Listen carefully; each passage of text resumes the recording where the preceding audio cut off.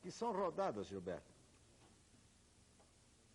Bom, dizem os antropólogos que o homem é um ser grupal, ou seja, o homem precisa agrupar-se para manter entendimentos daqueles padrões que consideramos uma vida sadia. Já os sociólogos dizem que na sociedade os iguais se atraem, ou seja, pessoas de iguais razões de vida acabam convivendo juntas, se aproximam. Aí notamos uma situação contrária ao mundo físico, onde diz, como sabemos, que os opostos é que se atraem. Nós, radioamadores, já constituímos um grupo. Temos em nossa prática do dia a dia um outro tipo de agrupamento. Quando vamos ao ar, através de nossos equipamentos, acabamos conversando com um amigo. Amigo este que foram conquistados através de nosso meio. Conversamos, trocamos ideias, trocamos experiências, prestamos serviço ao outro. Enfim, estamos como que sentados numa grande sala onde nossos corpos estão distantes, mas nossa intelectualidade estão frente a frente. Em função do tema que se trata nesta grande sala, que se pode conversar com duas pessoas, tão somente podemos em pouco tempo formar um grupo, assim, mais antigo e tradicional serviço do radioamador, que são as rodadas. Gilberto, e como é que são formadas essas rodadas? Bem, as rodadas são formadas de reuniões de pessoas, por exemplo, às 5 horas da manhã, existe uma chamada a rodada do chimarrão, onde eles, tomando aquele chimarrão, a bebida tradicional gaúcha, eles ficam batendo aquele papo. Outras se reúnem no meio-dia para bater um papo antes do almoço. Outras rodadas, as chamadas do aperitivo. Outras se reúnem após o almoço. Também temos uma após o almoço de muitos anos, muito famosa, é a Brasil Unido, que é uma rede de integração nacional. Outros se reúnem no chamado chá das 5. À noite, temos grandes rodadas. A rodada do BCG, chamado o Chopp Gelado, tem a rodada da Patrulha da Madrugada, tem a Transamazônica e, enfim, tem diversas rodadas que nós aqui do Rio Grande do Sul não conseguimos captar devido à propagação. Elas são formadas com um serviço de utilidade pública, uma atividade prestadora de serviço, fazendo o tráfico de informações, localizando pessoas, procurando remédios, furtos de automóveis e etc. As ditas rodadas podem se envolver estações de regiões relativamente pequenas, como o nosso estado, por exemplo. Ou podem ser de caráter internacional, envolvendo estações de diversos países. Gilberto, e quais são essas rodadas? Bom, as rodadas, nós podemos citar no momento atual do radioamadorismo, as rodadas, algumas que nós já falamos, que são essas rodadas das 5 horas da manhã, a rodada do café da manhã, a rodada do almoço. Cada rodada tem a sua finalidade, ou para um bate-papo, ou para um serviço de utilidade pública, como nós chamamos. Temos essas rodadas do meio-dia, que também existe a Patrulha do Meio-Dia, que é a integração também nacional. A rodada da Arco, aí do Rio Grande, que é mais estritamente regional. Temos a Brasil Unido, que na verdade é internacional, porque entra muita gente da Argentina e do Paraguai. Além das rodadas tradicionais, que já se firmaram em relação ao horário, costuma-se formar aos participantes que as constituem, temos também as rodadas eventuais, que se formam por razões mais variadas. Recentemente, vimos um dos motivos mais interessantes a atrair os participantes nesse tipo de convívio. Um colega que estava conversando com outro, ele disse no rádio que através da janela estava vendo um disco voador. E aí ficou aquele bate-papo, entrando gente cada vez mais e mais, cada um tendo a sua ideia a respeito do disco voador. Então, são motivos que levam a gente a bater aquele papo. Também tivemos uma grande rodada que nos deixou uma saudade imensa. Foi o Adeus às Sete Quedas, que nos deixou bastante triste, com muita saudade. Na tragédia do México, por exemplo, também foi formada uma rede, rede não deixa de ser uma rodada, foi uma rede de emergência, que familiares daqui do Brasil, daqui do Sul, queriam informações a respeito dos seus parentes lá no México. E nós tivemos a oportunidade de servir muitas famílias aqui, tanto aqui do Rio Grande como de outros estados, sabendo notícias de parentes, que é uma coisa que para nós, na verdade, é um serviço de utilidade pública. Nós temos também, existe outro tipo de rodadas, que são os concursos, que concurso nada mais é do que uma rodada, mas com determinadas finalidades. Por exemplo, nós temos aqui o concurso Farroupilha, nós temos o concurso Samuel Morse, e o famoso, para nós brasileiros, o concurso Padre Landel de Moura e Pedro Alves Cabral, levado ao ar sempre no dia 22 de abril. Talvez, se pedíssemos a um arquiteto urbanístico ou a um sociólogo a opinião sobre o fenômeno das rodadas, talvez obtivéssemos dele o enfoque de que o convívio intenso via rádio, para trocar e ganho de experiências e emoções, seja substituído para um encontro diário durante milênios e milênios que a humanidade cultivou.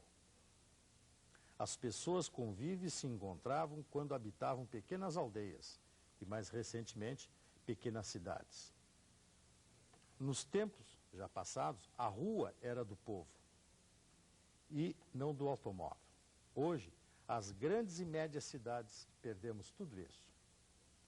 Fala-se da solidão no individualismo, o ato desnecessário, pois nós os testemunhamos todos os dias. Assim somos obrigados, pelo sadio raciocínio, a concluir que rodadas se constitui um alimento à necessidade humana de agrupar-se, tirando aí os indivíduos dos muitos valores da sua autoafirmação. Constitui-se, portanto, quando bem conduzida, valor de terapia social.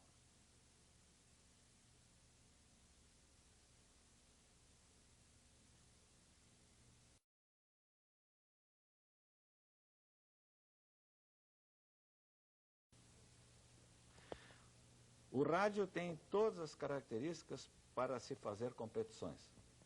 PY3 CEM, Oliveira. Os radioamadores fazem torneios, Oliveira? Tradicionalmente são feitos torneios no país e fora dele também, patrocinados por entidades e associações, e que servem para justamente testar o adestramento do pessoal na área técnica, enfim, fazer aquele teste de antenas, teste de equipamento, para alcançar uma certa distância. Pelo visto, Oliveira, já é tradicional a realização desses concursos. Quais os mais significativos no Rio Grande do Sul?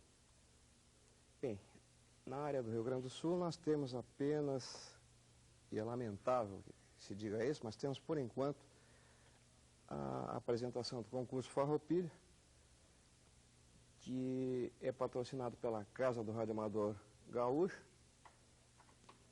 e na verdade é o único conteste que nós temos na área do Rio Grande do Sul.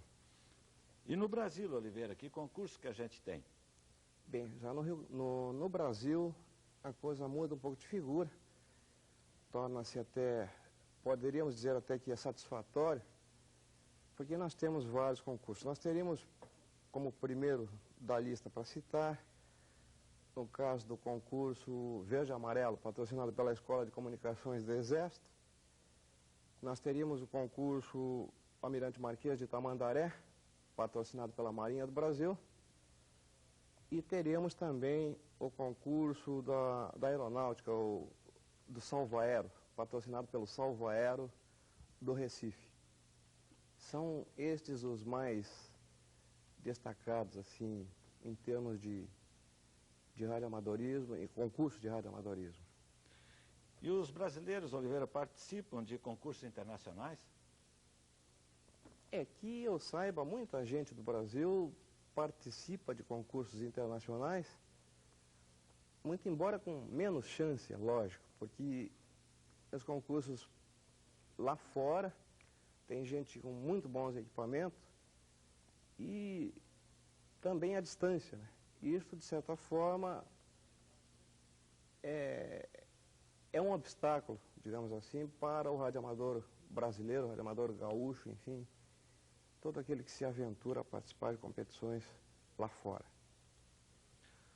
Uma outra coisa, Oliveira, nós estamos vendo aí inúmeros troféus sobre a mesa.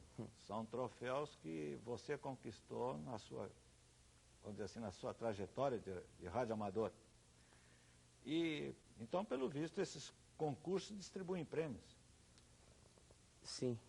Geralmente, os concursos oferecem alguma premiação para aquele que vier a ser o vencedor. É lógico que depende muito do concurso. Eu exemplificaria, por exemplo, o concurso verde-amarelo. Ele, além de lhe oferecer de equipamentos, até troféus, né? E outros concursos, como os do Rio Grande do Sul, que, no caso aqui, se oferece troféus, diplomas, enfim, esta infinidade de prêmios que estão vendo aí, que a gente conseguiu já de competições realizadas. E, Oliveira, e aqueles que não tiram o primeiro lugar ou o segundo lugar, como é que fica no concurso? Bem, esses geralmente, eles recebem o diploma de participação. Esse diploma de participação que não especifica o lugar que ele tirou, mas que ele lhe outorga, digamos assim, o diploma de participação naquela competição realizada. Seria basicamente isso aí, a premiação dos demais, fora de... Geralmente a premiação é até quinto lugar. Fora do quinto lugar em diante, então, são outorgados os diplomas. E o que é um contest, Oliveira? Muito usada essa palavra. Pois é, o contest, ele tem uma diferença em relação ao concurso. O contest é feito sempre visando contato.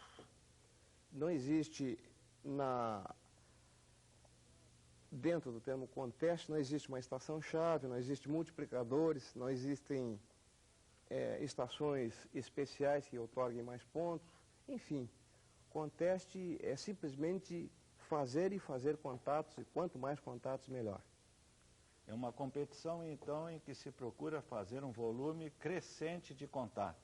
Um volume crescente, exatamente isso aí, colocou bem, é função do número de contatos que a pessoa venha a fazer, que o radioamador venha a fazer dentro da competição. Oliveira, você como uma pessoa tão premiada em concursos no radioamadorismo, teria alguma palavra, alguma mensagem a dizer aos companheiros radioamadores? Vale a pena participar de concurso, Oliveira? Vale muito para mim, principalmente vale muito. Porque ele tem dois aspectos. O primeiro, você quer saber se a sua estação está rendendo aquilo que você se propõe. Se ela alcança, se ela vai chegar no Nordeste, se ela vai chegar no Recife, lá, enfim.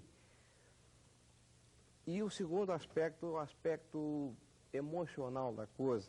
Você reencontrar velhos amigos,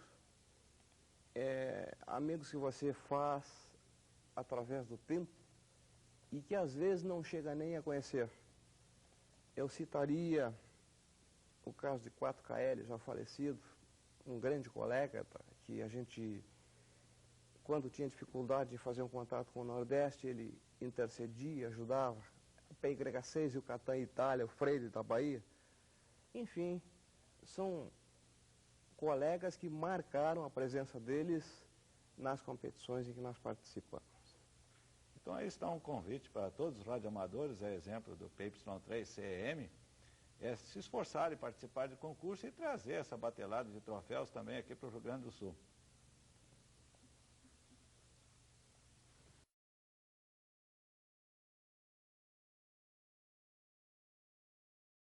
Boa noite.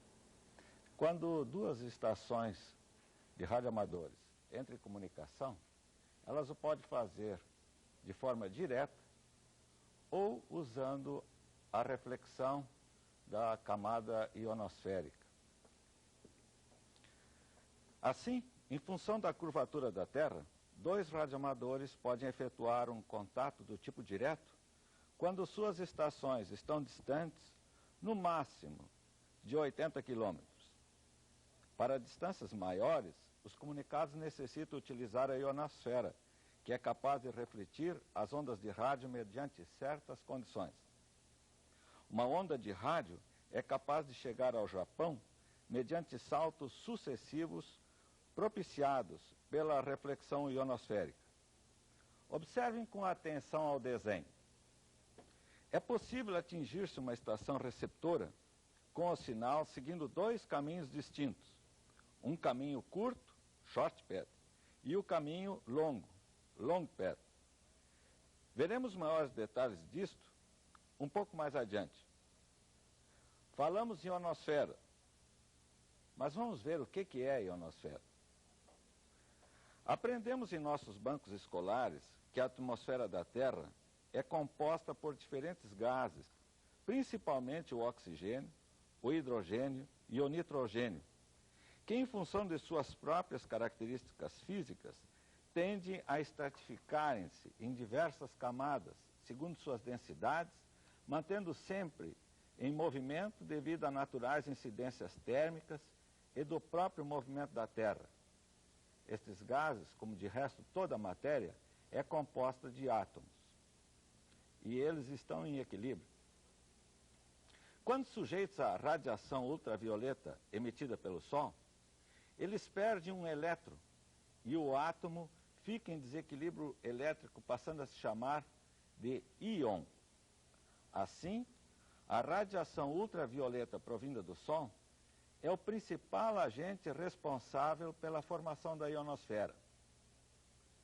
Aquele elétron que o desenho está mostrando, que a radiação ultravioleta eliminou, vai ser atraído por outro íon que busca o seu equilíbrio elétrico. Esta é uma operação contrária à ionização e se chama recombinação. Evidente que ela ocorre à noite, quando a atividade solar está bastante reduzida, a nível quase zero. Aliás, o Sol emite constantemente inúmeras radiações, além da radiação ultravioleta. Emite raios X, raios cósmicos, etc. Já foi observado que a fonte dessas emissões são as manchas que se deslocam sobre o disco solar. Elas são em maior ou menor número, proporcionando maiores ou menores volumes de radiações. Fica fácil concluir que a ionização da ionosfera será a função da maior ou menor atividade dessas massas solares. Observatórios do mundo inteiro, desde a formação do nosso Rio Grande do Sul, vêm registrando os movimentos dessas manchas solares. A ionização não se realiza de forma igual e homogênea. Formam-se em camadas a diversas alturas da Terra. Nossos sinais de rádio são refletidos por essas diversas camadas, segundo as suas características próprias, e produzindo resultados distintos. Vamos analisá-las de baixo para cima, isto é, das camadas mais baixas para as camadas mais altas. Vamos começar pela camada D. Esta camada, muito conhecida com o nome de piranha, em determinadas épocas do ano, e sob condições especiais, ela aparece na ionosfera numa altura variável entre 30 a 60 km de altura. São intensas e cuja característica é absorver as baixas frequências e as altas. Somente as atravessam com grandes perdas. Camada esporádica E, uma camada muito especial para os nossos companheiros que fazem VHF, que opera em 2 metros.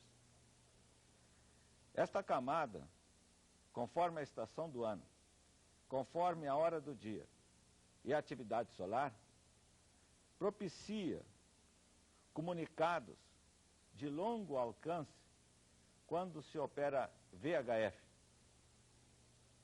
Aliás, no nosso Rio Grande do Sul, nós temos diversas situações de comunicados DX aproveitando essas camadas esporádica E.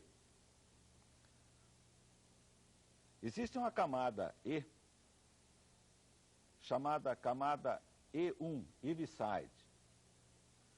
Como a camada E2, ela situa-se em torno de 100 km de altura.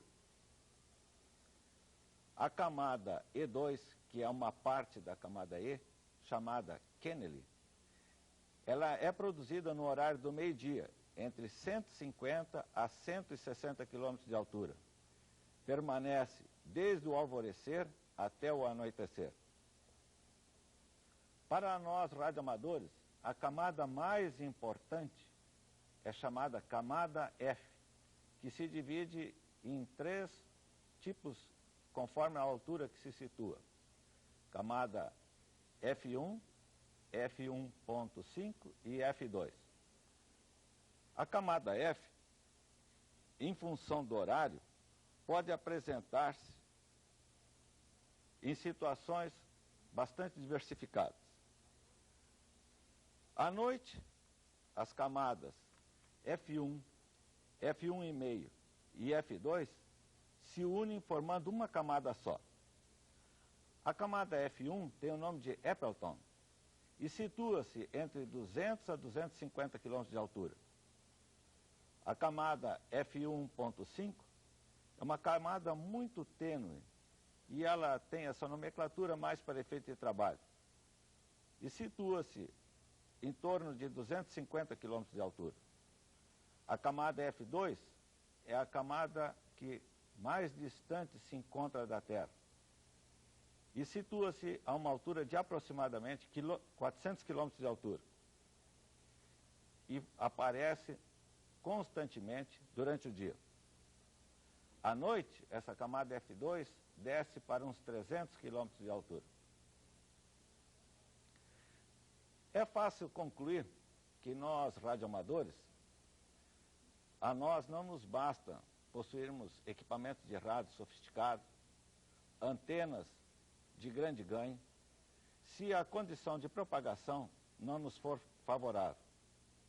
Daí ser de grande importância para todos os radioamadores conhecerem este assunto, propagação ionosférica, e principalmente conhecer a parte que se refere a dados relativos à operação aproveitando as melhores condições ionosféricas. Através de cálculos, é possível se predizer com relativa condição de certeza quais as frequências, horários e orientação de antena que nós podemos obter os melhores resultados. Estes dados, frequência, horário e direção de antena para indicar localizações de contato, são registrados num mapa chamado Mapa MUF. Esse Mapa MUF é emitido mensalmente na nossa Labre do Rio Grande do Sul e encontra-se disponível a todos os radioamadores. Quem o emite é o Centro de Estudos de Propagação Ionosférica, CEP, entidade da nossa Labre, e que é dirigida por um companheiro, Papa Yankee 3, Hotel Sierra, Horácio. Mas isto já é assunto por Horácio.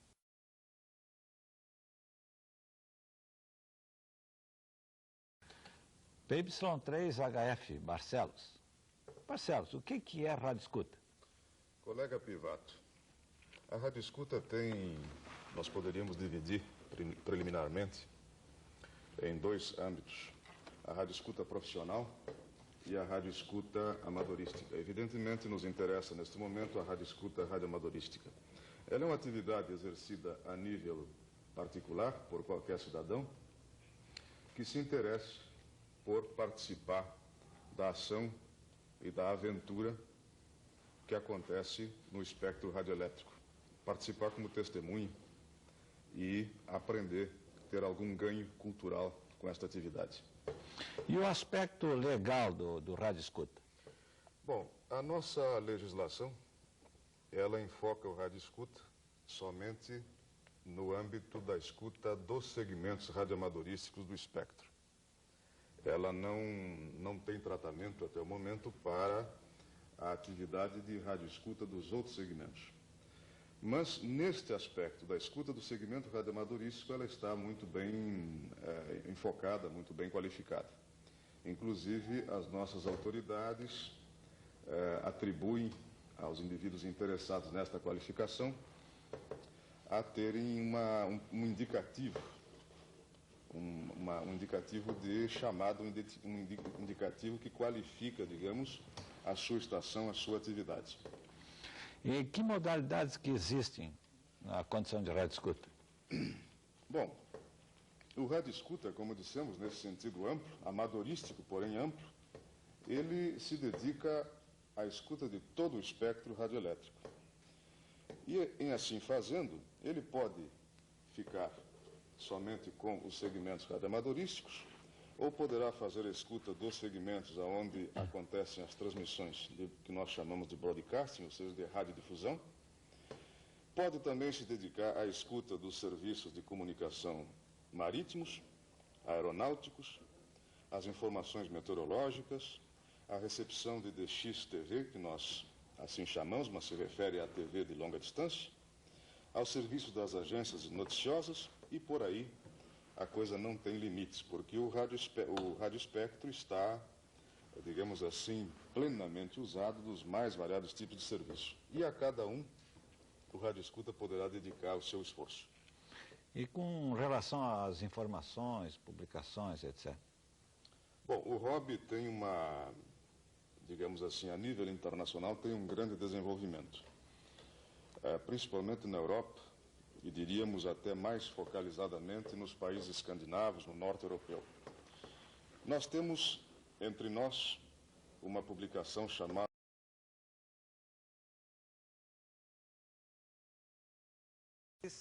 ACC. Alberto, fala-se muito em PX. O que é um PX, Alberto? Bem, PX, em rápidas palavras, é o seguinte: o cidadão vai ao comércio, compra um aparelho homologado pelo Dentel, destinado à faixa de cidadão, faz um requerimento no Departamento Nacional de Comunicações, consegue o prefixo, paga uma taxa no Banco do Brasil e está apto a operar o seu aparelho. Alberto, qual é a diferença entre um PX e um PY?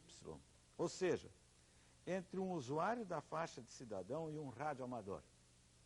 Bom, as diferenças são diversas. Vamos, então, em partes. Como disse anteriormente, para ingressar na faixa de cidadão, apenas um requerimento ao Dentel e o pagamento da taxa de instalação, o cidadão está apto a operar o seu equipamento. Ao passo que, para ingressar no radioamadorismo, o cidadão deve prestar um teste sobre legislação, um teste de conhecimentos técnicos de eletricidade elementar e radioeletricidade elementar. E ainda fazer um teste de transmissão e recepção auditiva de código Morse.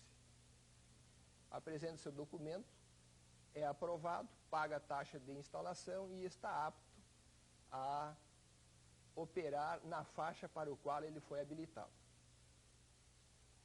A finalidade do radioamadorismo.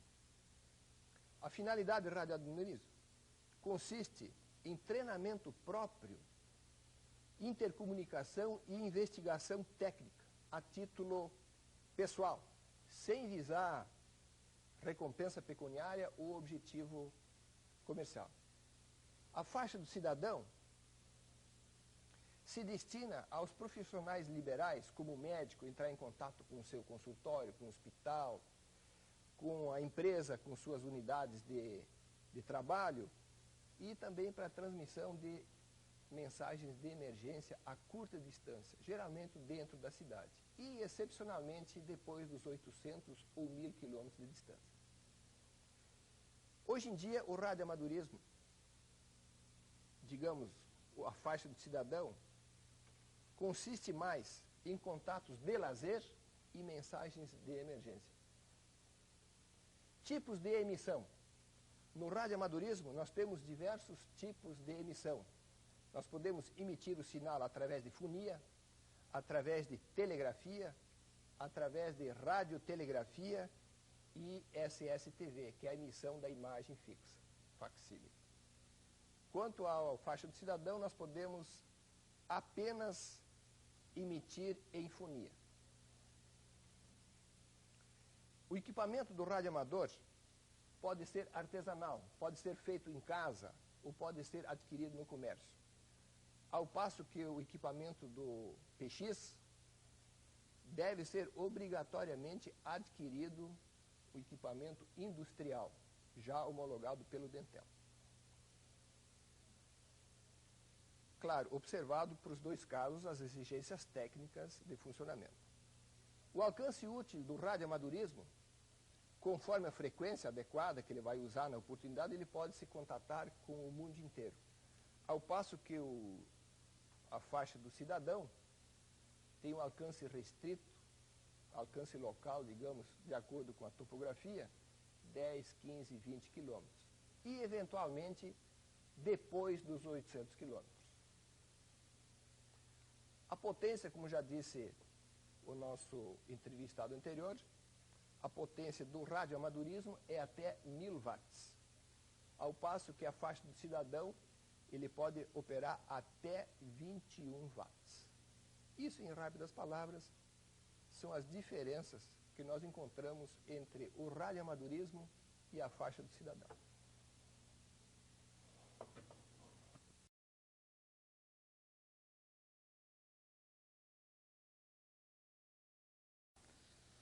Vamos mostrar para os senhores telespectadores o primeiro transmissor de fonia e telegrafia do mundo, modelo Landel de Moura, e que foi padronizado por ele e patenteado no Brasil em 1901 e nos Estados Unidos em 1904. Este transmissor é uma réplica exata da patente de Landel de Moura em 1904 nos Estados Unidos. Ele foi construído pela nossa Cientec, a Fundação de Ciência e Tecnologia do Rio Grande do Sul, tendo à frente o engenheiro Antônio Solano, e atualmente ele se encontra sob a guarda e propriedade da FEPLAN, Fundação Educacional Padre Landel de Moura. É realmente o único transmissor existente no mundo, a não ser que possa nos Estados Unidos existir outra réplica desse transmissor, porque Landel de Moura foi obrigado a construir lá nos Estados Unidos um desses transmissores para obter a sua patente. Vamos explicar o seu funcionamento de uma forma mais rápida e sucinta. É o transmissor, e aqui nós colocamos um receptor moderno, porque o receptor desse transmissor não foi possível ainda sua construção. E é feito, aliás, com um detetor especial chamado coesor ou descoesor de Branly. Então, senhores, aqui nós temos a fonte de alimentação do transmissor. É uma bateria que dá 9 volts de saída. Essa bateria é conectada a um alto-falante, um microfone, aliás, que é invenção especial de Landel de Moura, o que diferencia esse transmissor de todos os outros na época existentes. E este fone que ele usava para ouvir a sua transmissão. Ao lado também está o manipulador, que faz naturalmente a telegrafia. O microfone, a fonia, e o manipulador, a telegrafia. Esse manipulador e este microfone estão ligados ao primário de uma bobina, chamada bobina de Ruhmkorff. O primário dessa bobina, quando age um microfone ou um manipulador, é excitado. Esse primário é excitado, esse condensador reforça essa excitação e induz uma corrente de alta tensão no secundário da bobina de Ruhmkorff. Esta bobina chamada de Ruhmkorff, que foi inventada por Ruhmkorff. E então, esta bobina, o secundário de alta tensão, que pode gerar energia até 20.000 volts, passa por esse condensador. Na época, esses condensadores eram cobertos por dielétrico de vidro. Dielétrico chama-se os isoladores entre as placas. Então, essa energia passa e vai até o excitador, ou centelhador.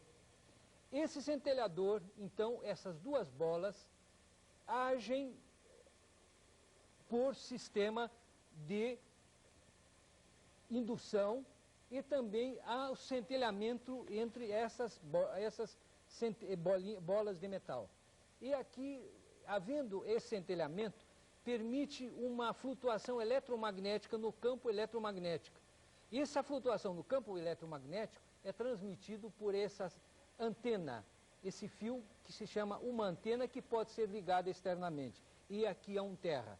Nós vamos fazer uma pequena demonstração com este receptor moderno, que não permite que haja uma audibilidade suficiente para se entender a fonia, mas na telegrafia é possível permitir uma audibilidade através desse receptor.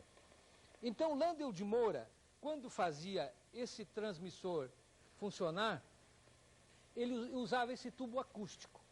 Tubo acústico que, sob a pressão do ar, como mostra aos seus ouvintes, permitia que essa pressão do ar fizesse flutuar uma membrana aqui dentro que fazia o contato para a bateria dar a energia ao primário do transformador. Então vamos fazer uma demonstração da fonia que Landel de Moura levava ao ar através do receptor que nós não temos. Nós temos um receptor transistor, mas vamos mostrar a transmissão dando uma ideia rápida de que espécie de fonia ele fazia a transmissão, que não é audível por causa do sistema do transmissor, que não é o transmissor original, que era com o chamado coesor-descoesor de Brani.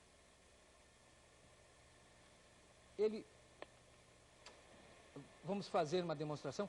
Ele, por exemplo, falava no bocal e colocava esse fone no ouvido para controlar a saída.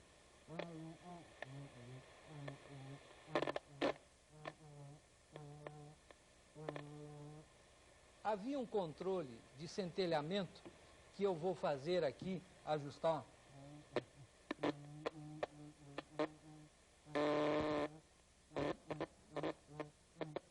E os senhores podem ver o centelhador como lança uma chispa entre os dois eletrodos, permitindo uma alteração do campo eletromagnético. Aqui é que há a alteração do campo eletromagnético transmitido à antena.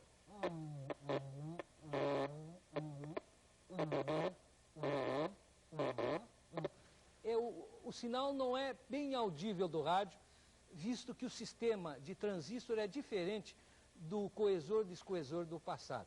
Então, mostramos agora o sinal de telegrafia.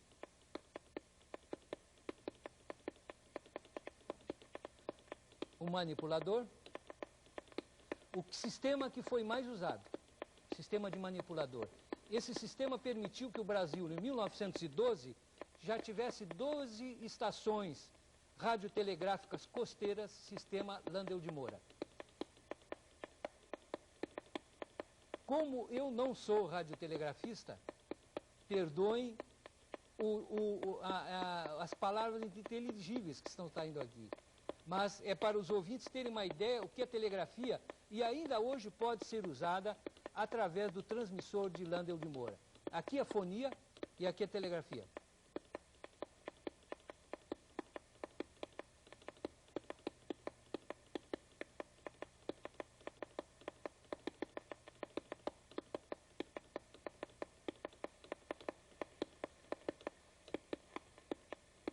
esta a descrição do transmissor de Landel de Moura de onda eletromagnética.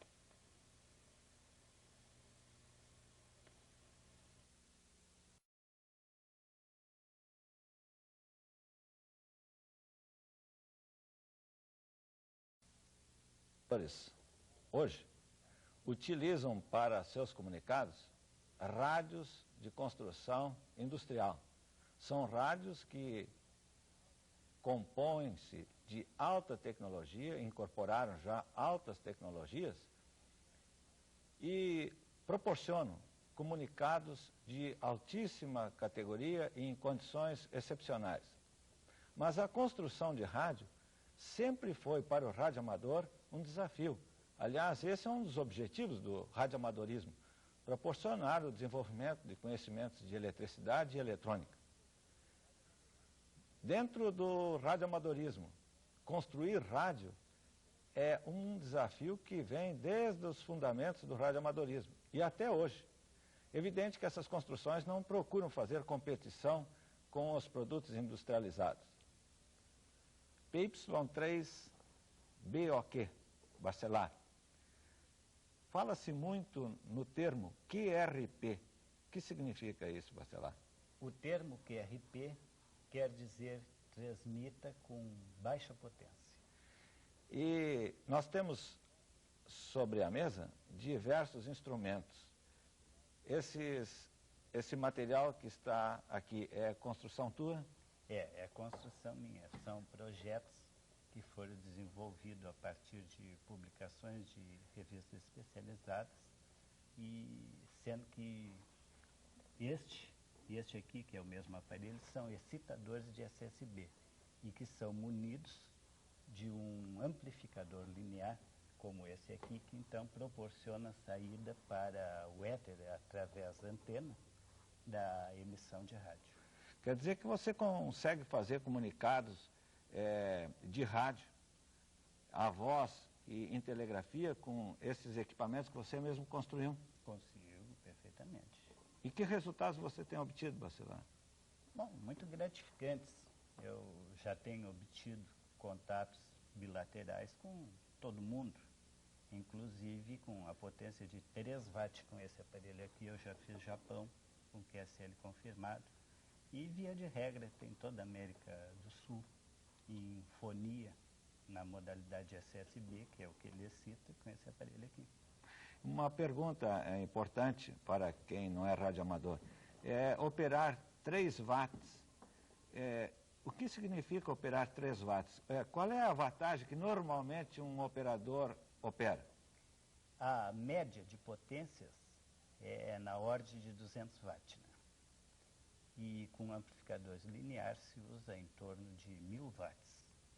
Porém, é possível, dependendo da circunstância da faixa do momento, operar até com 200 miliwatts, que eu obtive um comunicado com 3AGK de Porto Alegre a Capão da Canoa com 200 miliwatts.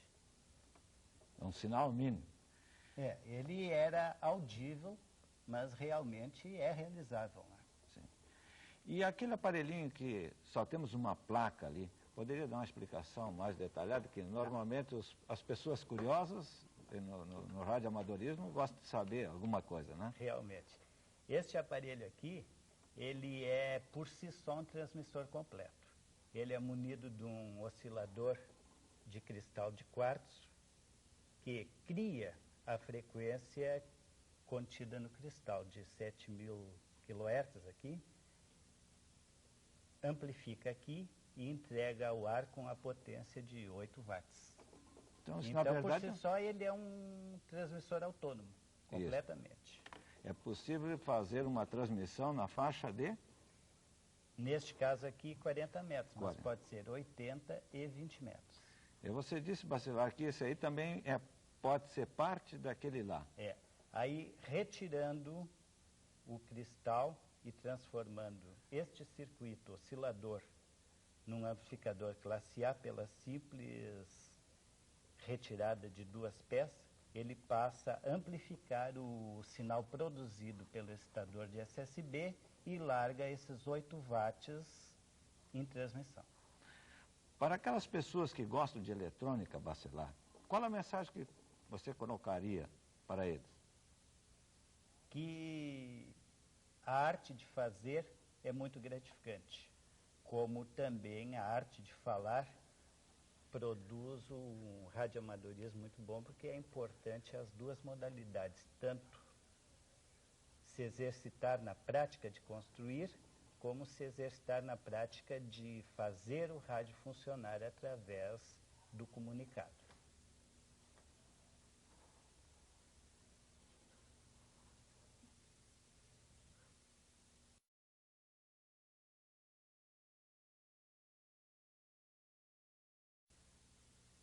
Luiz Cabelo, PY3, Vitor Romeu.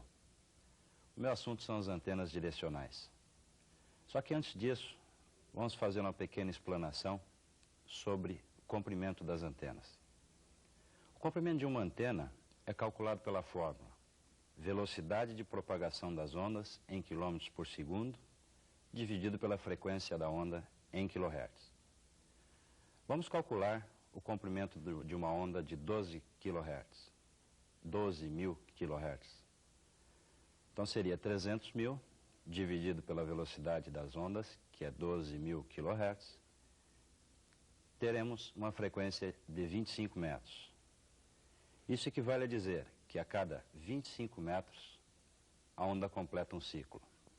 Para haver um perfeito casamento de impedância entre o transmissor e a antena, descobriu-se que o melhor comprimento de antena era o que tivesse exatamente meia onda. A partir daí surgiu a antena mais popular entre os radioamadores, o dipolo. São antenas feitas de fio de cobre, alimentadas pelo centro, fixadas em altos mastros. Esse tipo de antena tem como característica irradiar seus campos elétrico e magnético no sentido perpendicular ao seu comprimento, conforme podemos ver no quadro. Essas antenas surgiram em função do grande comprimento relacionado com a baixa frequência utilizada na época.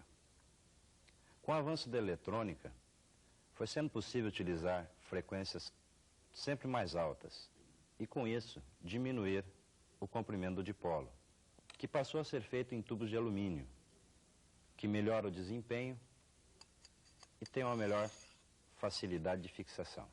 Com o tempo surgiu o refletor, um pouco maior que o dipolo, colocado paralelamente a este, a uma certa distância. Ele impede que os sinais vindos do dipolo ultrapassem essa região, fazendo com que eles retornem no sentido oposto. Estava surgindo aí a antena direcional.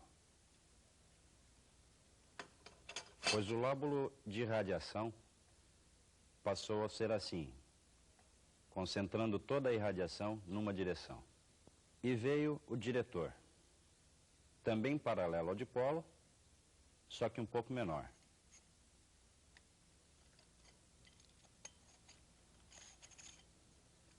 No lóbulo de irradiação, nota-se a diferença. Fechou o ângulo de irradiação, aumentando o alcance da estação. E vieram mais e mais diretores. Só que se percebeu que o ganho não era proporcional ao número de diretores. Nesse gráfico, nota-se que depois de um certo número, o ganho é quase irrisório. É comum no radioamadorismo dizer-se que a estação é composta da seguinte forma: 5% do transceptor do equipamento, 5% do operador e 90% de antena. E daí? Da onde tirar mais ganho? A solução foi empilhar várias antenas paralelas que estreitam o lóbulo e concentram mais energia irradiada numa mesma direção. Surgiu aí um problema. As antenas não poderiam estar fixas, visto que cada estação com que contactamos está numa direção diferente. Aí surgiu um problema. As antenas não poderiam estar fixas, uma vez que as estações estavam em várias direções. Foi o rotor que resolveu o problema. Através de sinais elétricos, o motor movimenta a antena e indica a direção numa rosa de ventos. Tudo que foi exposto até aqui é válido para sinais recebidos, ou seja, a direcional recebe os sinais com maior intensidade da mesma direção que os emite. Sinais vindos pelas costas e pelos lados são bastante atenuados e os sinais vindos pela frente são ampliados, aumentados sua intensidade.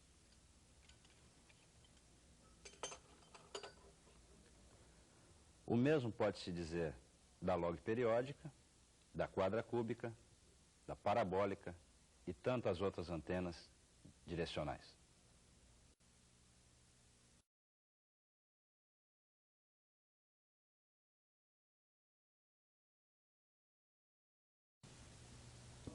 SS, Marcelo. O que é esse aparelho que nós temos na frente, Marcelo?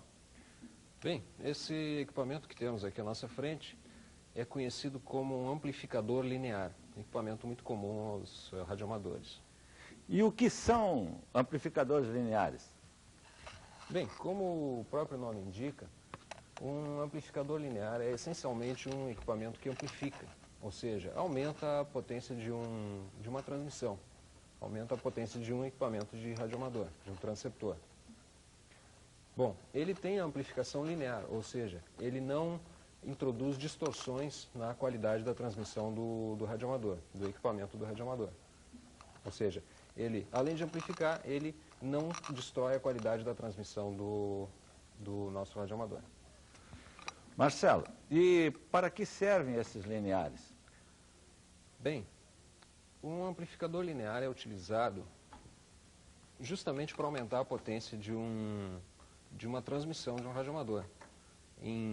Assim, no caso do radioamador precisar maior alcance e, assim, digamos, furar as condições de propagação, ou chegar no rádio de um outro radioamador em condições melhores de que terceiros radioamadores, ou em casos de propagação, de interferência, coisas desse tipo. Marcelo, uma outra pergunta. Em que situação ou em que situações são usados esses lineares? Em que o radioamador utiliza esses lineares? Normalmente, os sinais de rádio têm uma certa dificuldade para chegar no equipamento de rádio do outro radioamador. Bem, essas condições são ditadas por situações da própria atmosfera, da camada ionosférica, da ionização dessa camada em função dos raios solares. Então, normalmente, se a gente está empregando um equipamento de rádio com uma certa potência, o teu sinal de rádio pode chegar no outro lado, no outro rádio, que está te recebendo, que está te escutando, com uma intensidade menor do que tu esperava. Bem, nesse caso, tu precisa maior potência. Precisa ter um sinal de rádio mais potente. No caso, tu pega o teu equipamento de rádio e coloca um amplificador linear, que aumenta o teu sinal, aumenta a potência do teu sinal, para tu ter melhores condições de chegar no outro lado. Bem, normalmente é utilizado em condições atmosféricas ruins, de propagação, ou então nos chamados pile-ups, que são, no caso, uma estação difícil de ser encontrada, de ser escutada. Ela entra no ar e muitos radioamadores querem falar com ela ao mesmo tempo.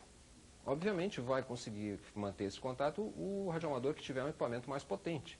Ou seja, normalmente o radioamador que estiver utilizando um amplificador linear, ele tem melhores condições de ser escutado por essa estação do que um outro que esteja usando o equipamento sem amplificador linear. Ou seja, ele é utilizado normalmente para melhorar as condições de recepção do outro radioamador com quem a gente está falando. Uma outra perguntinha, Marcelo. E quais são as vantagens do emprego desse linear? Já citasse alguma coisa aí? Correto. Complementando, então. Em função disso, dessas melhores condições de chegar ao sinal lá, isso já é a vantagem, vamos dizer, primária. tu usando maior potência, tu tem melhores condições de ser escutado.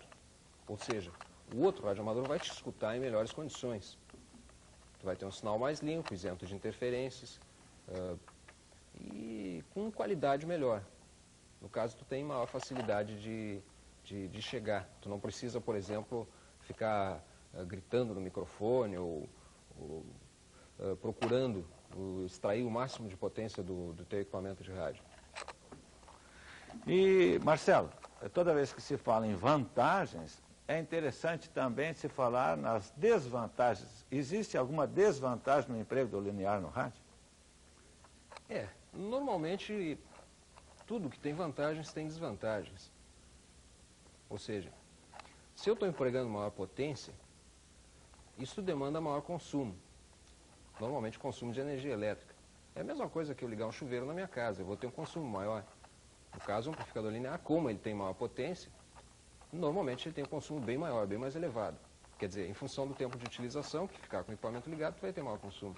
Bom, esse amplificador linear, ele, além disso, ele pode, por exemplo, em função de desajustes no equipamento ou de algumas outras condições, provocar interferências.